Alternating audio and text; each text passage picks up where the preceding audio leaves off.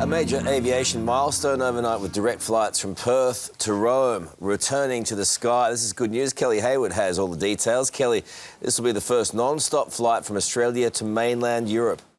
Hello, I'm Paul Berry. Welcome to Media Watch, and welcome to another fabulous Qantas first and another media love-in, with the Today Show typically puffing it up. Now, the first ever flight from Perth to Rome took off last night. That was called the test flight, so that had a lot of frequent flyers on board. But there was just one problem. On that first ever flight, the WA Premier couldn't make the trip. So, 2 days later, the West Australian and Qantas fired up the engines and made aviation history all over again. Friends, Romans, lend me your cheers! As he departs today on the historic first non-stop Qantas flight to Rome, Mark McGowan said he wanted to cement the state's status as a major airlink. Yes, an historic first, or is that an historic second? But who cares about the details? Certainly not the journalists, who were delighted to tag along. The first non-stop flight from Australia to continental Europe has taken off from Perth overnight. Qantas has made aviation history tonight. The first direct flight from Perth to Rome. Well, as we know, it was really the second. But this flight had dignitaries on board, and those lucky journalists who beamed in to sing the praises of our national carrier. Nathan Brooks joins us live from Rome. Nathan, it sounds like a tough sell. From Rockingham to Rome. Grazie, Jess. I'm having a great time for you. And who wouldn't have a great time when you travel like this? Gelato and Prosecco and the best seats in the house. Lucky for me, there's a spare seat at the pointy end of the plane. Lucky indeed. And when you're reporting from business class, you can probably guess at the reviews. 4.5 stars from Nine's Traveller and raves from news.com.au. Is Qantas's new route a game changer? Yes. Yes, it is. Especially if you're on a jolly junket at the sharp end of the plane. But credit to the Australian Financial Review's travel editor Fiona Carruthers, who explained why Qantas managers were loving the trip and the media coverage so much. Given the flight had no Wi-Fi on board, Qantas CEO Alan Joyce was at least able to enjoy the historic moment and take a break from the barrage of complaints back home about flight cancellations and delays, lost luggage and general lack of staff.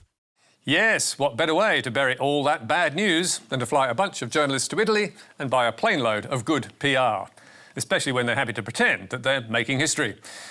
Meanwhile, those smiling reporters might like to know that Qantas and Jetstar's on-time records in May were the worst of any Australian airlines. 1 in every 13 Qantas flights was cancelled. That's what I call real news. But not surprisingly, it didn't create as much of a fanfare with the media as the one route to Rome they added. But now, to more serious matters, and Julian Assange, for whom time is rapidly running out. Just over 2 weeks ago, UK Home Secretary Priti Patel signed an order to extradite the WikiLeaks founder to the US.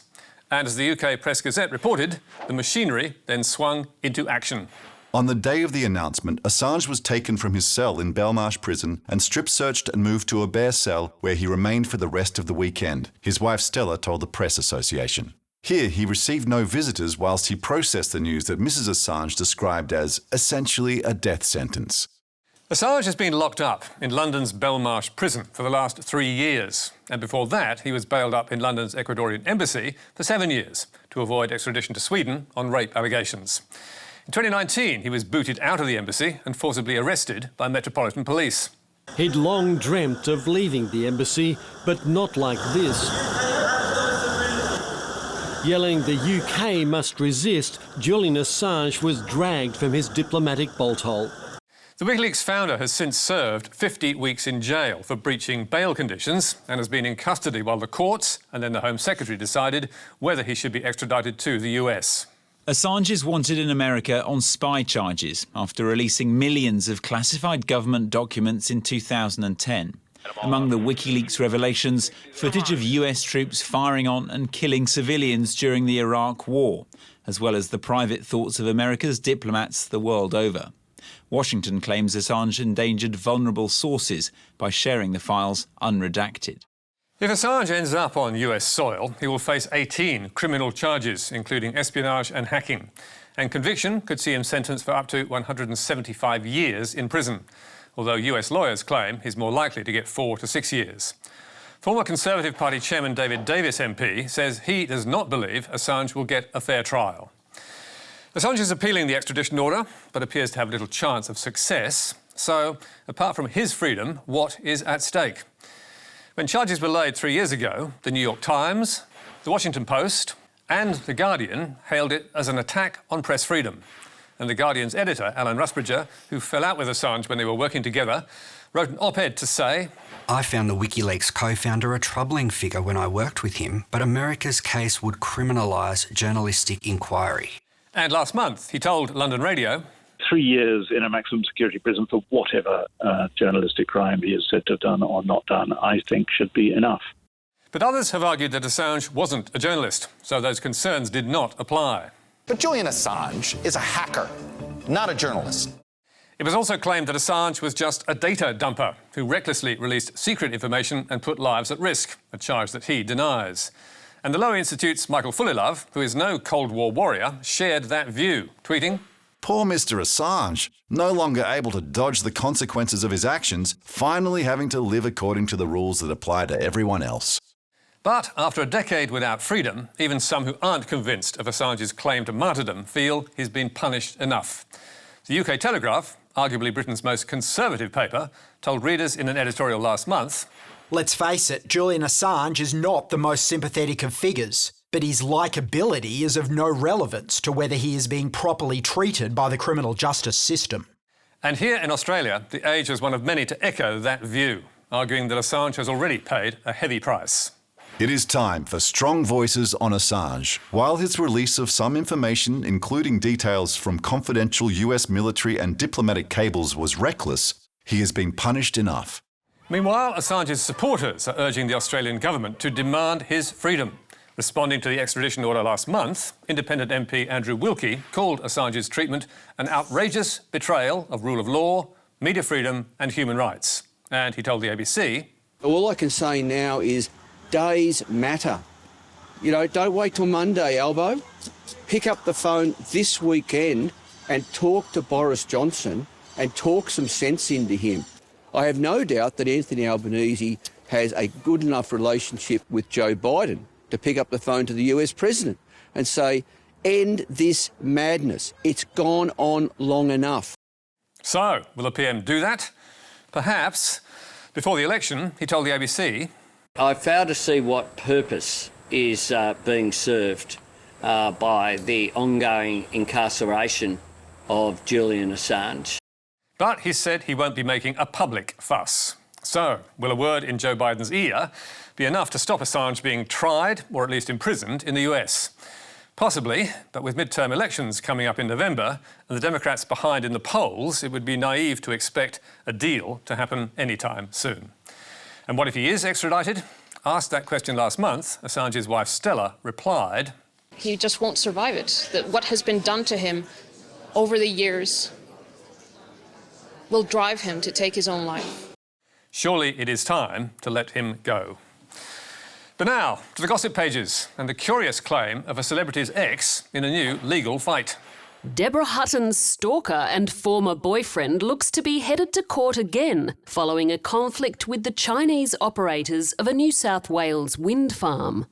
Yes, it was the perfect chance for Daily Telegraph gossip monger Annette Sharp to rehash the relationship dramas of Deborah Hutton, the model and TV presenter, and her dodgy former partner. And naturally, Sharp had all the gory details. In 2018, Robert Dulhunty was found to have stalked and intimidated his partner of 6 years after staging a break-in at her Bronte home, where he left a rape kit containing a baton, ropes, condoms and lubricant as part of a plan to scare the living daylights out of Hutton, with whom he'd recently split. It was a sickening case that attracted national headlines, and it landed Dulhunty with a $13,000 fine, 300 hours of community service and a 12-month good behaviour bond. Outside court, he professed his remorse. I'm very sorry for this mess I've created and I apologise to everyone involved. But that's not the only crime on Dulhunty's rap sheet, as Sharp told readers. In 2015, he was sentenced to 18 months in jail for conspiring to manipulate the share price of a public company. So, what exactly was new in the Dulhunty saga? Well, according to Sharp, the stalker had returned to court. In an unrelated matter, Dulhunty is down to appear before the Supreme Court of New South Wales over civil proceedings involving White Rock Wind Farm, one of the state's biggest wind farms. Dulhunty, Sharp told us, could not be reached for comment.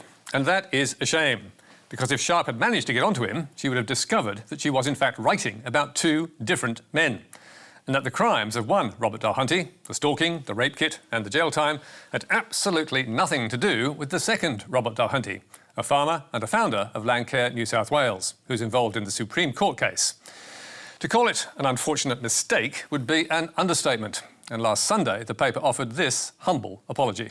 On June 18, we published an article about Robert Dulhunty of Glen Innes in New South Wales, which falsely said Mr Dulhunty was the same person who stalked Deborah Hutton and was sentenced to jail for conspiring to manipulate the share price of a company. This is completely false, and Mr Dulhunty has no connection to that person. We sincerely apologise to Mr Dulhunty for this error. No doubt it was sincere, but how on earth could Sharp have mixed them up? Well, the two men don't just have the same first and last name, they also share a middle name. Robert Venner Dulhunty was named as Hutton's stalker in news reports back in 2019, and Robert Venner Dulhunty is named in the Supreme Court documents for a civil case over an easement dispute. An extraordinary coincidence, and not the first time we're told that the two have been confused. But what they don't share is a birthday. And if Sharp had looked closely at ASIC director records, as we did, she would have found that there were two Roberts, born 3 years apart. While a quick online search would have revealed that the other Robert Dulhunty, who won an award for his New South Wales conservation efforts in 2019, clearly looks very different from the stalker, who has lighter hair and is going bald. Whoops. So, what's the lesson in all of this? Well, people do have the same names, and if you're going to accuse them of past crimes, you'd better be damn sure they are the same person, especially if you're unable to contact them. Weekend Telegraph editor Mick Carroll told us there has been no financial settlement and the Dulhuntys are happy with the apology.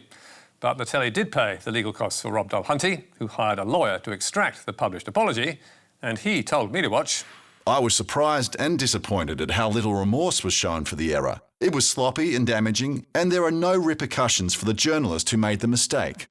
We reckon the paper got off lightly, as did Annette Sharp, who also messed up back in April when she wrote about the ugly feud between Shari Lee Hitchcock, former mistress of the late billionaire Richard Pratt, and her new son-in-law.